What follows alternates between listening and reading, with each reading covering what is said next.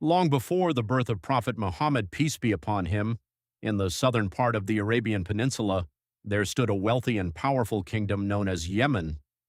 Its cities were filled with bustling marketplaces where merchants from distant lands traded gold, spices, silk, and precious treasures. Travelers crossed vast deserts just to reach its flourishing towns. Ruling over this prosperous land was a powerful governor named Abrahah. He commanded a mighty army, possessed great wealth, and lived in a magnificent palace. Many people admired his strength and authority, yet despite all of his riches, there was one thing he could never accept. Every year, thousands of Arab tribes journeyed across the desert to visit the Kaaba in Mecca.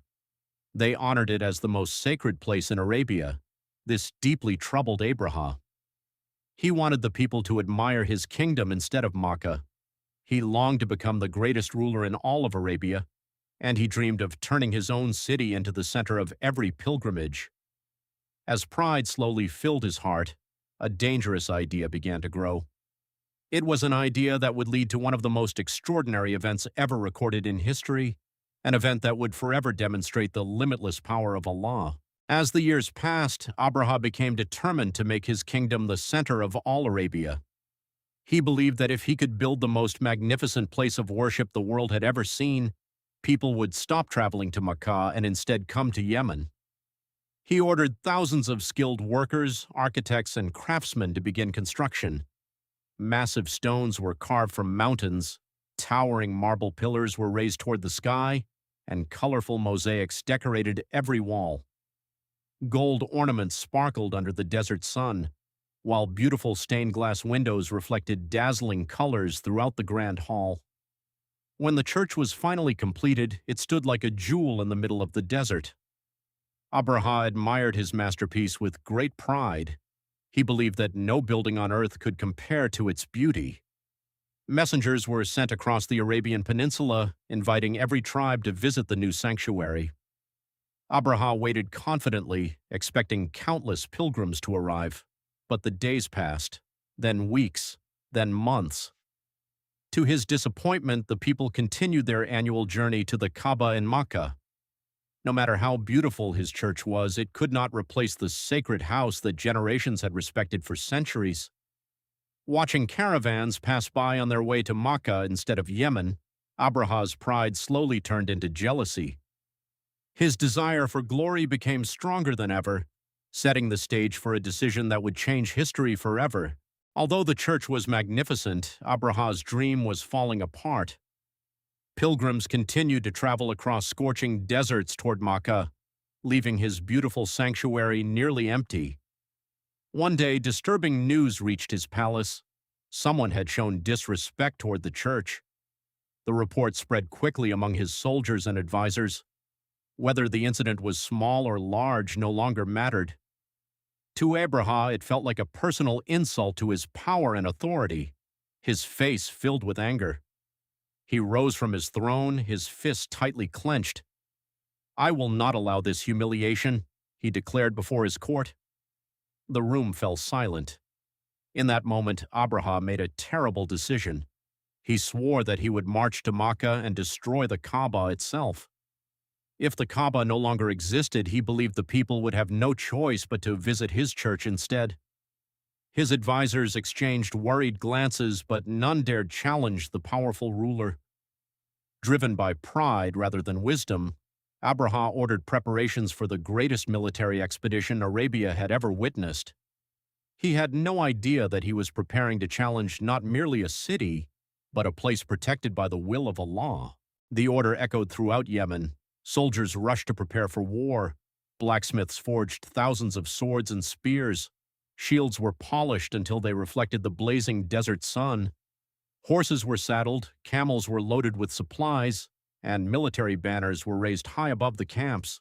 But the most astonishing sight was yet to come. From distant lands came enormous war elephants. These giant animals towered above every soldier. Their footsteps shook the ground beneath them. Heavy armor covered their massive bodies, while experienced handlers guided them through the military camps. For many Arabs, elephants were creatures they had never seen before. The sight alone was enough to strike fear into anyone who looked upon them. Thousands of soldiers lined up behind the elephants, forming an army unlike anything the Arabian Peninsula had ever witnessed. Trumpets echoed across the valley, drums thundered like distant storms. Abrahah climbed onto his royal mount and looked proudly upon his mighty force. He smiled with confidence.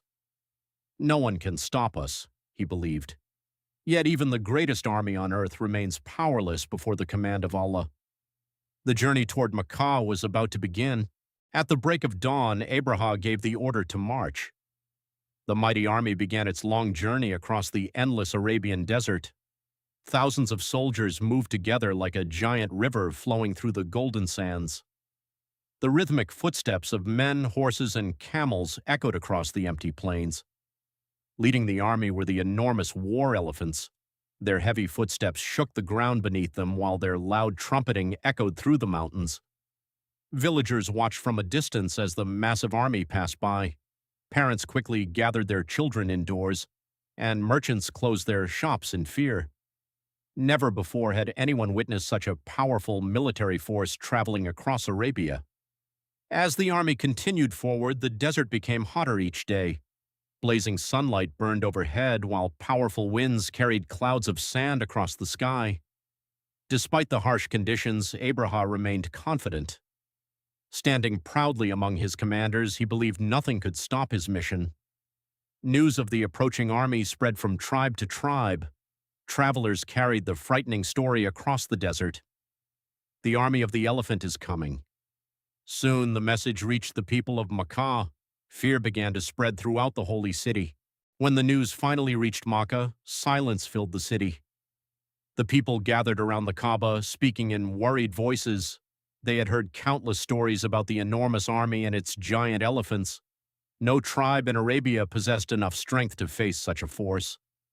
Children looked frightened as they listened to the conversations of their parents.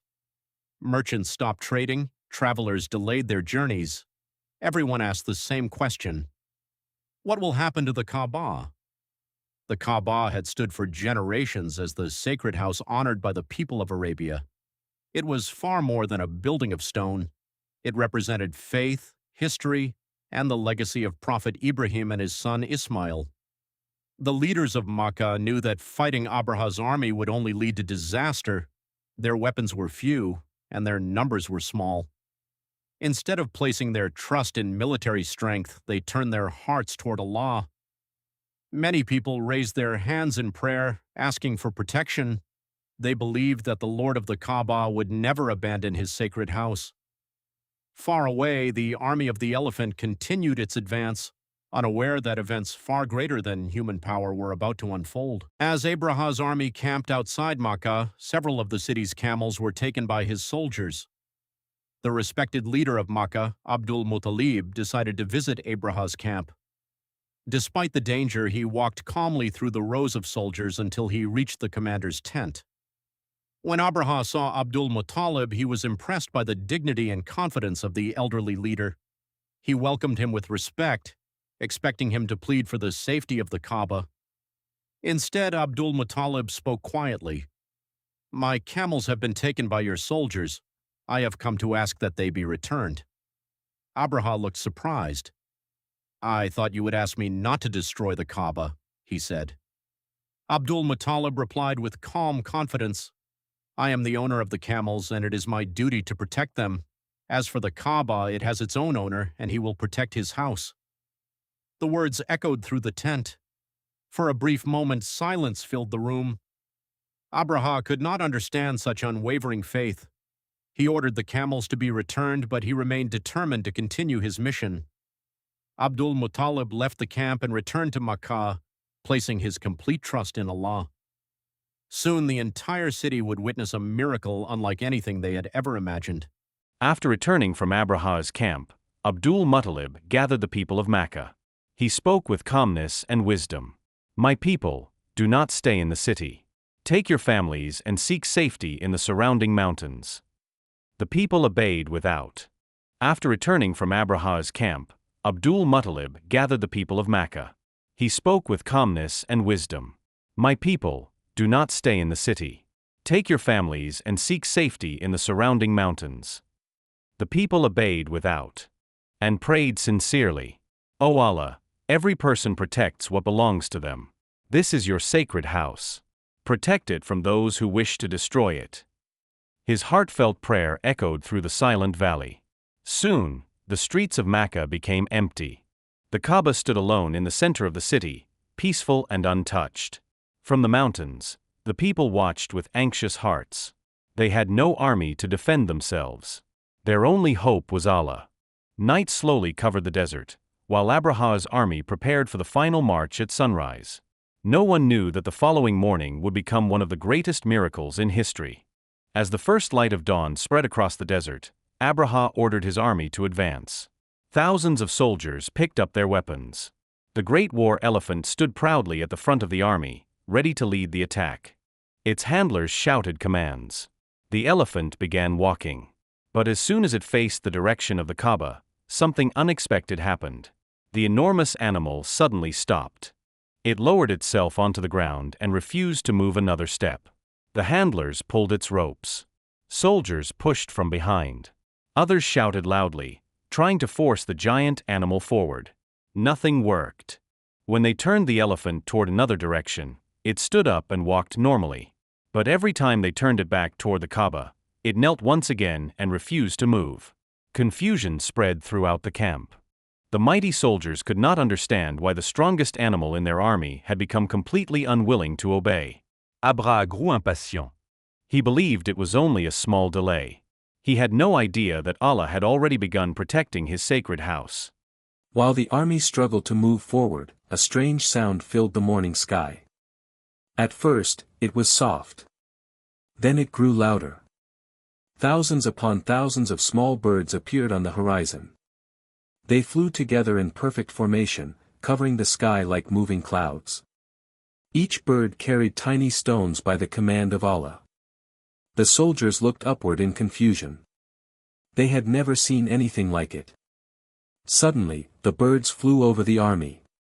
One by one, they released the small stones. By Allah's will, those tiny stones became a means of punishment for the army of Abrahah. Panic spread through the camp. The once proud and powerful soldiers scattered in every direction. The mighty army that had crossed deserts with confidence was defeated, not by another army, but by the command of the Creator of the heavens and the earth. The Kaaba remained standing, untouched and protected. From the mountains, the people of Mecca watched in amazement as Allah fulfilled His promise. The event became known forever as the Year of the Elephant. It was a powerful reminder that no matter how great human power may seem, it can never overcome the will of Allah. The story of the army of the elephant has been remembered for generations, teaching people that true strength belongs only to Allah, the protector of His sacred house.